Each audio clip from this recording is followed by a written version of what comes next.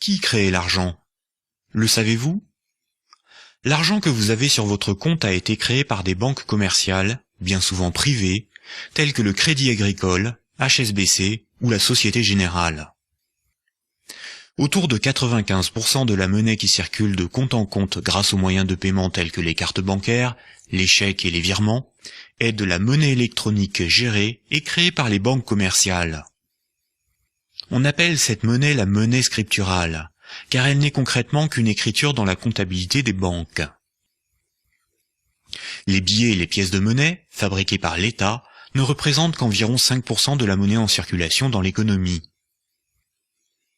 Quand vous allez voir une banque pour qu'elle vous accorde un crédit, en réalité celle-ci ne prend pas l'argent déposé par d'autres de ses clients pour vous le donner. Elle crée de la monnaie à partir de rien.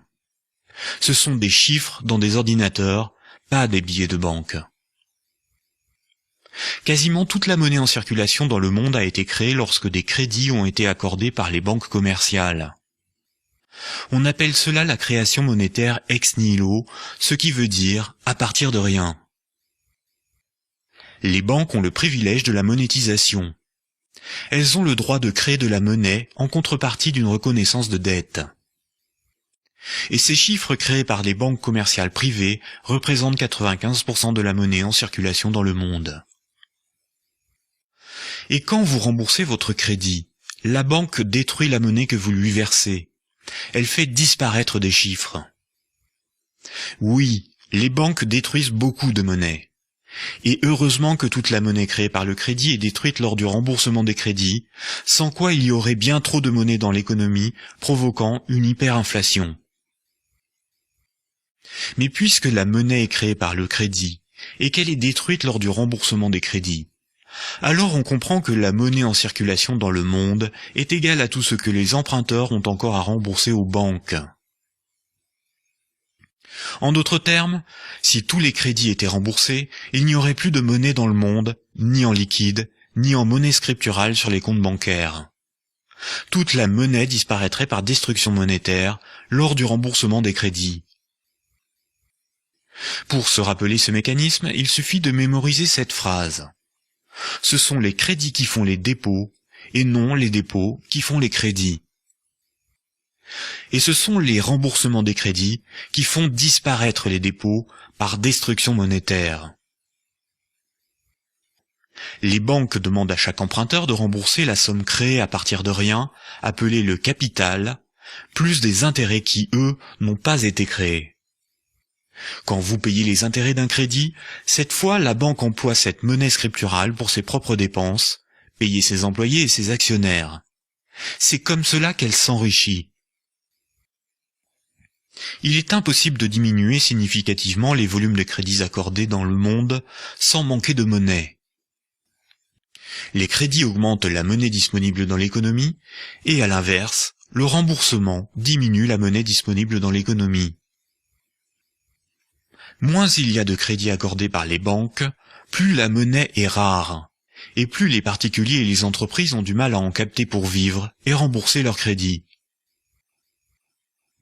Ainsi, la seule solution pour rembourser les crédits et disposer de monnaie pour l'économie, c'est de faire toujours plus de crédits.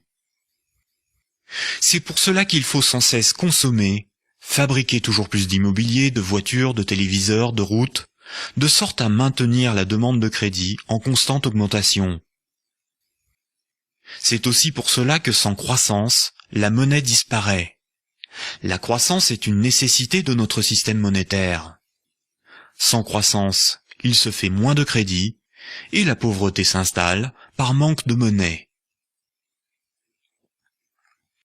L'ensemble de l'humanité est obligé de produire toujours plus de richesses, quitte à détruire l'environnement. C'est une forme d'esclavage par la dette. Sans cette obligation, probablement que les humains préféreraient faire autre chose que d'être dans une course sans fin pour produire et consommer toujours plus. Car grâce aux intérêts sur la dette, la finance est assurée d'avoir les moyens de ponctionner une partie de ces richesses que les agents non bancaires sont obligés de produire pour rembourser leurs dettes. Les banques ne créaient pas la monnaie en fonction de l'augmentation de la population ou pour résorber la pauvreté. Elles créent la monnaie uniquement en fonction des opportunités qu'elles ont de s'enrichir.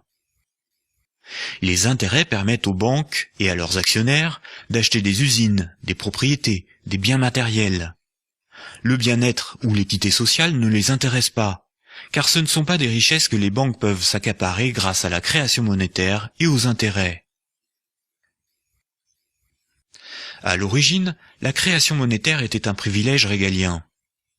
Durant des siècles, celui qui créait la monnaie était le monarque, le roi ou l'État.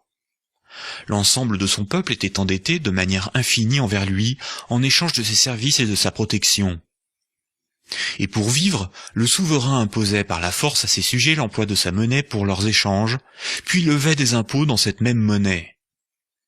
Ainsi, tout le monde devait avoir de la monnaie du souverain pour payer les impôts, et le souverain pouvait s'accaparer une partie de la production. Sur une face, il y a l'effigie du souverain, et sur l'autre, le montant d'impôt que cette unité de monnaie permet de lever. Aujourd'hui, les souverains sont les banques. Notre monnaie s'appelle l'euro, mais contrairement à ce qu'on pourrait croire, ce ne sont pas les États qui créent la monnaie circulant dans l'économie. Ce sont bien les banques commerciales qui ont privatisé la création monétaire, de sorte à pouvoir lever des intérêts sur toute l'activité économique du monde, activité nécessaire pour assurer la demande de crédit perpétuel.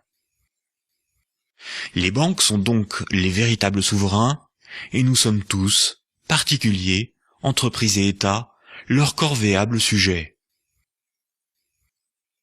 De nombreux économistes contestent ce privilège exorbitant du système bancaire. Il est nécessaire de redonner la mission de création et de destruction de la monnaie aux États en fonction des besoins de l'économie réelle, et non en fonction des opportunités d'enrichissement d'une minorité de financiers. En d'autres termes, il est temps que le peuple soit enfin souverain.